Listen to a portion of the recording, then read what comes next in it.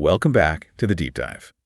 So today we're tackling a piece of gear that, you could argue it's like the sonic blueprint for whole genres of music. I mean, when you think of that kind of warm echo in post-punk or those huge swimmy sounds in shoegaze, maybe even the thick textures in alt-rock, a lot of that character, you can trace it right back to this one specific kind of massive steel stomp box, the Electro Harmonix Deluxe Memory Man, the DMM. That's absolutely right. And we're not just, looking at another effects pedal here. This thing is really a landmark in analog audio design. Okay. So our mission today basically is to dig into the source material we've gathered on the DMM. We want to unpack its tech, why that signature sound is still so desirable, and, how it became such a musical icon. Right. Okay, so let's set the scene a bit first. We need to think back to the late 1970s.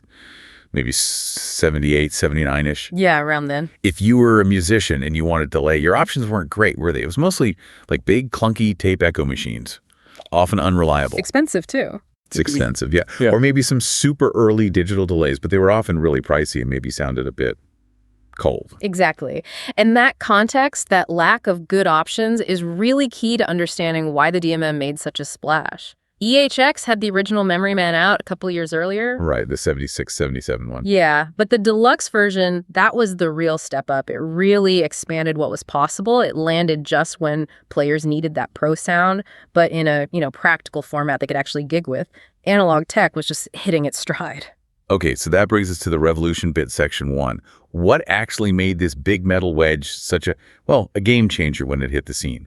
Because the feature set it offered, honestly, it seems pretty bold for a stomp box back then. Oh, it was totally revolutionary. There just wasn't another pedal doing what it did. You got this combo of extended analog delay time, proper built-in modulation, chorus, and vibrato, and crucially, stereo output. Stereo, right. Yeah. So suddenly guitarists had the studio-level delay they could just, kick on stage. It kind of leapfrogged, needing a big rack unit for that sound. And the core of this thing, this analog heart, was the Bucket Brigade device. The BBD. We hear that acronym, BBD, thrown around all the time. What's actually going on there? Okay, so think of a BBD like a line of tiny electronic buckets, capacitors, passing the audio signal charge down the line, one bucket to the next. Okay. It's basically a physical way to delay the sound. The speed they pass the charge determines the delay time. The DMM is built around BBDs and the really sought-after early ones. They often use that famous Panasonic MN3005 chip. Ah, the MN3005. Why is that specific chip such a big deal, especially for collectors? Well, the MN3005, it was just known for having better headroom, meaning it could handle louder signals without distorting, and crucially, it could achieve longer delay times with less noise compared to some later BBDs. Okay. And that let the DM make a huge performance jump. The original Memory Man, it maxed out around, 300 milliseconds? Something like that, yeah. The Deluxe pushed that way further, up to about 550 milliseconds. And 550 milliseconds. I mean, it might not sound like a ton today with digital delays going for seconds, but back then, that extra quarter of a second must have felt enormous. It was absolutely crucial. That longer time really unlocked rhythmic possibilities. You could actually sync a noticeable echo to the tempo of a song in a way that just wasn't feasible with shorter analog delays. Right. It's not just ambiance anymore. Exactly. It became a compositional tool, a rhythmic engine, not just a way to thicken the sound. Now, you mentioned the look, that iconic big steel EHX wedge box. Kind of distinctive. But it wasn't just about aesthetics, right? That size was necessary. Oh, yeah. It was driven by the tech inside. Right. To get that long 550 meters delay, you needed to string together a lot of those BBD chips in the circuit. And those chips, particularly the MN3005s, they are notoriously current hungry. They just draw a lot of power. So like a standard 9-volt battery or your typical small power adapter just wasn't going to cut it. So it needed AC mains power, a proper wall plug, which kind of dictated the size and I guess reinforced its image as this serious high-power piece of kit. It was a commitment to plug that thing in. Precisely. It demanded serious power, but it gave you serious professional-level tone and features in return.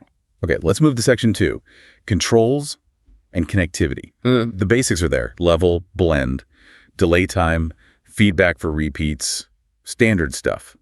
But the magic, as you hinted, was really in that modulation section. Absolutely. Those dedicated controls for coarse vibrato, depth, and rate, that's what really elevates the DMM beyond just a simple echo box. Right. You could dial in these really subtle, beautiful, shimmery textures, or you could just, crank them and go completely wild. It basically meant you were getting two pedals in one, a top-tier analog delay, and a really lush coarse vibrato unit. And it's interesting, the controls let you layer sounds, but the outputs let you layer things physically with that stereo capability. Yeah, that stereo output was huge for creating width and space. Yeah. It let players split their signal, so you could send your clean, dry guitar sound to one amp and send just the wet, delayed signal to another amp, maybe on the other side of the stage. Yeah. It created this incredibly wide stereo image, gave the whole sound this enormous depth and presence. Very cool effect. That idea of width and depth leads us right into section 3. The sound itself. That warm, organic quality. This is maybe more subjective, but it's why people still hunt down originals, right? Definitely. And the distinct sound of the DMM, it comes from something you might technically call an imperfection in the BBD process. Okay.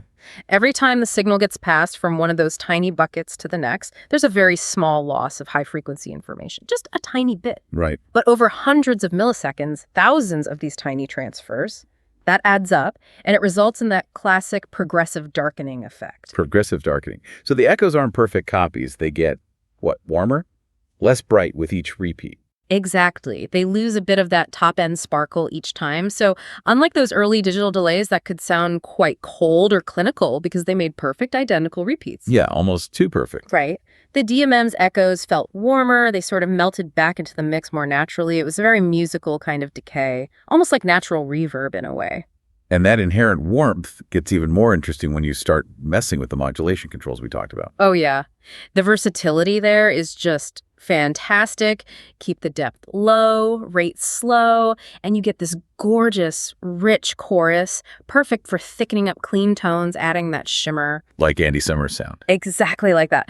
But then you crank the depth, maybe speed up the rate, and you get into this wild psychedelic wobble, a real sort of seasick vibrato that's super dramatic and vintage sounding. You could get pretty chaotic with it, couldn't you? Especially with the feedback control. People talk about feedback abuse. Oh, absolutely. The DMM is famous for self-oscillation. You turn that feedback knob way up past maybe 3 o'clock, and the repeats start feeding back into themselves infinitely. Right. The pedal basically becomes its own sound source, a controllable noise generator.